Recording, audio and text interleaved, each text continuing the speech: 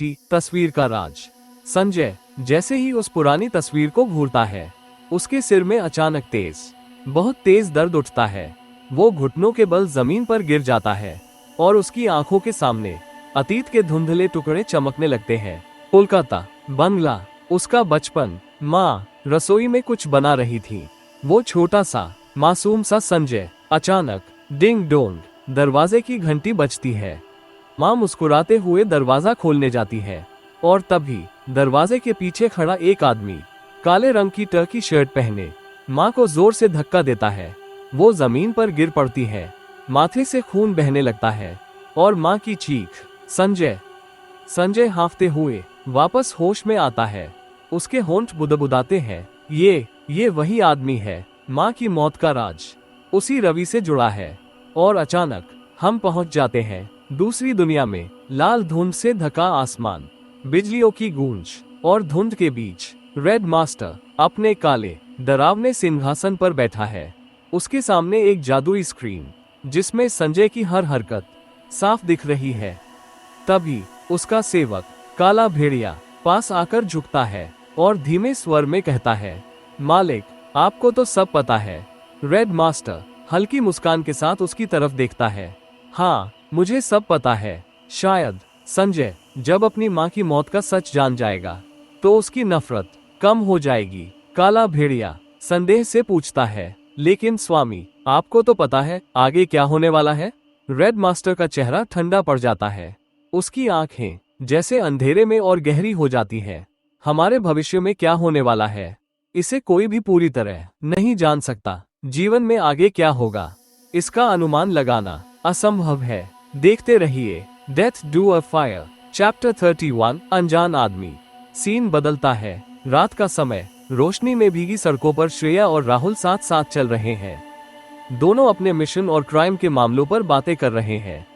राहुल हल्की मुस्कान के साथ मजाकिया लहजे में पूछता है, वैसे श्रेया, तुम्हारा कोई बॉयफ्रेंड है? श्रेया बिना रुके जवाब देती है, मुझे इन सब चीजों में कोई इंटरेस्ट नहीं है। राहुल थोड़ा फ्लर्ट करते हुए कहता है, लेकिन मुझे तो इंटरेस्ट है, क्यों ना तुम मेरी गर्लफ्रेंड बन जाओ? श्रेया उसकी तरफ देखकर ठंडी मुस्कान देती है, तुम पागल हो। दोनों जोर से हंस पड़ते हैं। अचानक एम्बुलेंस की तेज सायरन की आवाज सुनाई देती है। एक एम्बुलेंस सड़क पर तेजी से निकल रही होती है। उसके अंदर 3 लोग, एक आदमी अपनी घायल वाइफ और छोटे से बच्चे के साथ स्ट्रेचर पर। ड्राइवर उन्हें पूरी रफ्तार से अस्पताल ले जा रहा है। श्रेया की नजर जैसे ही उस एम्बुलेंस पर पड़ती है, उसके दिल और दिमाग में एक अजीब सा दर्द उठता है। उसकी आंखें लाल हो जाती है, सांसें तेज हो जाती है। राहुल चौंक कर पूछता है, श्रेया, तुम इतनी घबराई हुई क्यों हो? तुम्हारी आंखें लाल क्यों हो रही हैं? श्रेया कुछ बोलती नहीं। अचानक उसका संतुलन बिगड़ता है और वो सड़क पर गिर पड़ती है। राहुल घबराकर तुरंत उसे गोद में उठा लेता है और भागते भागते अस्पताल पहुंच जाता है।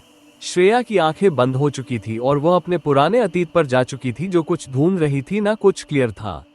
एक आदमी यूनिफॉर्म में, एक पुलिस ऑफिसर, हाथ में फोन और आवाज में पूरा आत्मविश्वास।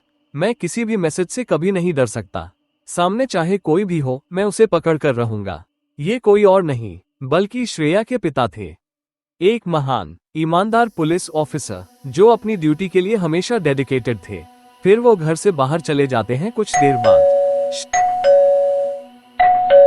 श्रेया की उम्र उस वक्त सिर्फ 5 साल थी। वो दरवाजा खोलती है। सामने खड़ा है एक काले रंग की शर्ट पहना आदमी। वो मुस्कुराकर पूछता है, छोटी, तुम्हारे घर में कोई है? श्रेया मासूमियत से हंसते हुए कहती है, नहीं अंकल, मेरे घर में कोई नहीं है। उसकी नजर अचानक उस आदमी की कमर पर जाती है। वहां एक चीज चमक रही होती है, जैसे कोई गन।